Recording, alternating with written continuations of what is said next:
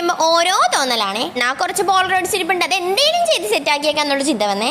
വെറുതെ ഫോട്ടോ ഒട്ടിച്ച് വെച്ചാൽ ഒരു ഭംഗി തോന്നൂലല്ലോ എന്നോർത്ത് ഒരു ഫോട്ടോ കൂടെ വരച്ചേച്ചും അതിന്റെ കൂടെ ഒട്ടിച്ച് വെച്ചാൽ ഇച്ചിരിയും കൂടെ ഭംഗിയായിരിക്കും തോന്നി ഭിത്തിയിൽ കിടന്ന് കോപ്രായം കാണിക്കാൻ പോണേണേ.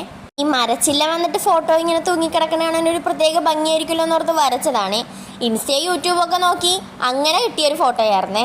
വരച്ചു തുടങ്ങിയപ്പോഴേക്കുമാണ് അച്ഛൻ വന്നേച്ച് ഓരോന്നൊക്കെ പറയണ്ട, എൻ്റെ ഭിത്തി ചീത്തയൊക്കെ ലേഡി, എനിക്ക് വയ്യ ഇനി വെള്ള പെയിന്റ് അടിക്കാൻ എന്നൊക്കെ പറഞ്ഞു പറയണ്ടേ.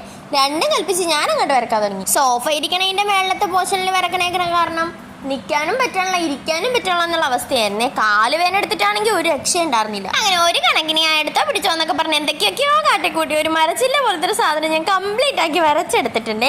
ആകെ കയ്യിലുണ്ടായിരുന്നൊരു പെയിന്റ് എന്ന് പറഞ്ഞാൽ ബ്ലാക്ക് കളറിൽ ഈ ഒരു പെയിന്റ് ആണ്. എന്നാൽ അതുകൊണ്ടൊരു ഔട്ട്ലൈൻ മാത്രം കൊടുക്കാമെന്ന് ഓർത്തു.